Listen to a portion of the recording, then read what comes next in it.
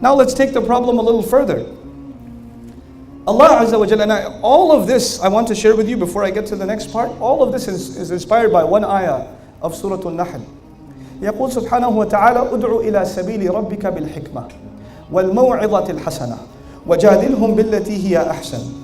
Allah says, call people, invite to the way of your Rabb, the path of your master. I will be explaining this ayah today. It's going to take me a long time. He says, call to the way of your Rabb with hikmah. Anyone know what hikmah means? Call it out. Hikmah means what? Wisdom. My argument today is most of the time we talk about Islam without wisdom. And when we don't use wisdom, instead of bringing people closer to Islam, what do we end up doing? Pushing them further away from Islam. And the way you call people with wisdom, or you call people wisely, is you call people the way the book of Allah calls people. But we, I would argue, do not use the method identified by the book of Allah. We have our own methods, and these methods are highly unsuccessful. Actually, they're not even wise. They're very unwise ways of calling people to Islam. So I'm going to give you a small list of how we make that mistake. Not a long list. It's a small list and I'll go through it quickly. But as I go through it, I want you to think about the khutbahs you have heard, the lectures you have heard, the Islamic discussions that you have been a part of at the dinner table, or conversations you've had about Islam under any class, any course, anything you've learned, and see if you hear anything that reminds you of what you heard. The first kind of unwise way to call people is we talk about divisions. We talk about this group versus that group. This sheikh versus that sheikh. You know, this school of thought versus that school of thought. You said this, but that sheikh said that. You want to have a battle? You know? And then there are people who say they talk about Islam, but the only thing they talk about is how wrong the other guy is. They will have YouTube channels, Facebook pages, blogs. These people put a lot of effort into studying the mistakes of someone else. Get a life, dude. But anyway, that's what they do. They study, and they say, in this video, in minute number 87, dude, you listen for 87 minutes to wait for a mistake? That's amazing. I am impressed with the level of attention span you have.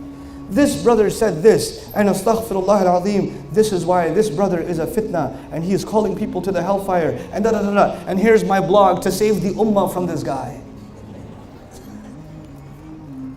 Does this sound familiar to you? People will benefit from someone, you'll be benefiting. I don't have to name any names. I don't care. I don't care. And this is not even about myself, because I honestly don't care. I really don't care. I read some of the comments under YouTube videos for entertainment. That's what I do. But you know, you'll have somebody who'll say, maybe you're benefiting. You're benefiting from someone. Maybe you're benefiting from Mufti Menk, who I love. He's so cool. You know, last time I was here, you guys remember Peace Conference? Some of you were there. I was hanging out with Mufti Menk. And I told Mufti Menk, before I tell you this, I tell you another story. This has happened to me twice now. I was in Atlanta, Georgia. I got out of the airport. A Senegalese woman looked at me and said, "Hey, Mufti Menk." And I said, "No." She goes, "I know you Mufti Menk, you lie. I seen your videos." I was like, "No, I am not Mufti Menk."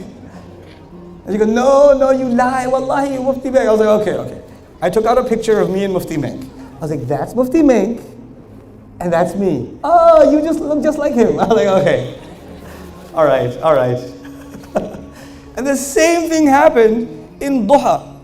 Brother comes up to me, Mufti Menk, right? And I was like, yes. But my favorite one happened at Dubai airport. Brother Nouman. That's a good one. Yes. So I was hanging out with Mufti Menk, and I said, you know, Mufti, you know what we should do? I should wear your thobe, and you should wear my suit. And then we should do the lectures. And we were gonna do it, but there was no time left. So next time, I'm gonna disguise myself as Mufti Menk, and he will disguise himself as me. Talk about lack of wisdom, but yeah, that's what we're gonna do. Anyhow, coming back to the subject. Some of you, raise your hand if you benefited from Mufti Menk. Raise your hand. Okay, awesome. See, this is why we love this man. May Allah protect this man and his family. Somebody comes to you, yeah, you know, but he's got this mistake, or some people say that he's deviant, or some people say that he's not a good scholar, or some people. Have you heard these conversations? Where do you get this some people business from? As we have this is not the sunnah of Rasulullah sallallahu alaihi wasallam. This is the sunnah of the Muslim community now. Anybody who will benefit people, you have to find something wrong with them. And let me guarantee you, I or anybody else who ever grabs a mic, there is something wrong with us because we're human beings. So if you're gonna look for a mistake, I will guarantee you, you will find it. Guaranteed, you will find mistakes because we're human beings. And if yours, he made a mistake. Well, like, yeah, he's a human being. You didn't accomplish anything. But you know what? We call this Amr bil Ma'ruf and Nahi anil Munkar. What is wrong with you? This is not Amr bil anything. This is you have too much free time on your hands and you don't know how to do something positive. Do something good. Instead of doing research on the mistakes of someone, why don't you go help your mother cook? Why don't you clean your house? Have you ever smelled your socks? Go wash those instead. You know? Do something else with your life. Don't do this. You're not serving anything. That's the first kind of unwise conversation. And it takes so much energy away from the Muslims. So much of their energy is just spent on this radd of this one versus that one and that one versus this one. Come on. You know? And then the second kind of poisonous, I don't even call it wise conversations about Islam. These are poisonous conversations about Islam. The second kind of poisonous conversation about Islam is when people are judgmental. They want to judge you more than Allah will judge you.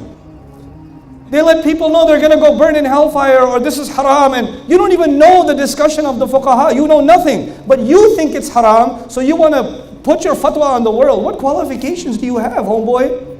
Where did you get this from? I want to tell you a fun conversation I had. One of my friends, Sheikh Abdul Nasir, some of you know him. Sheikh Abdul Nasir and I were at a dinner. And there were some people having dinner with us, and one brother had a very short beard. He had a very short beard. And the brother next to him had a long beard.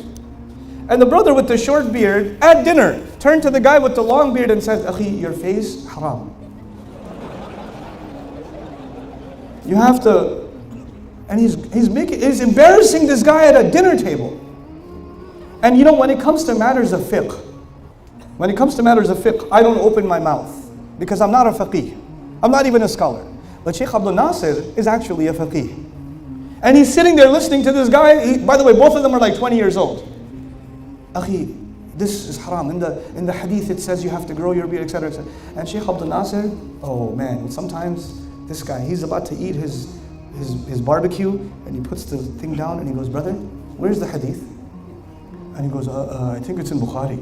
I was like, yeah, which bab?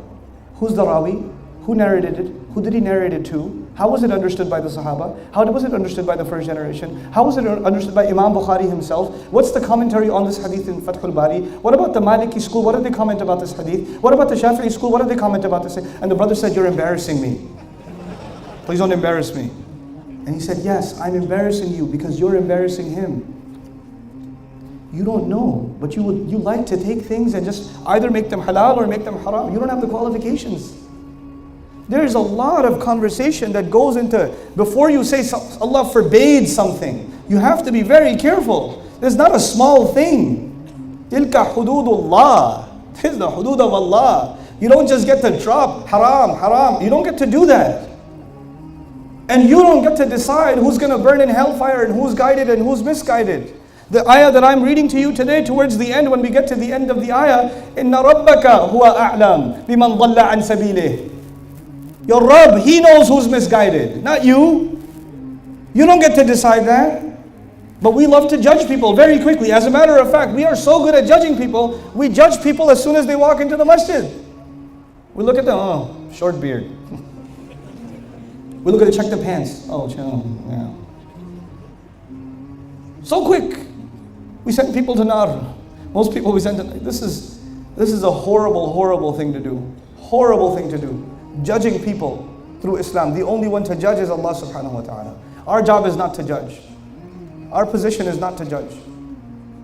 Then the third, and by the way, when somebody does something wrong, if you know it's absolutely wrong, you've done your research, you've done your homework, you know for sure that it's wrong, then you have to figure out a polite way of correcting it. And maybe you shouldn't be the one correcting it. Maybe somebody else should be the one correcting it. You have to use what? Wisdom. Wisdom. Sometimes you correcting someone will do more damage than good. If I try to correct my father, it's not going to go well. It's not a good idea. I should talk to my mom, and my mom will talk to my dad, and that way I won't get in trouble.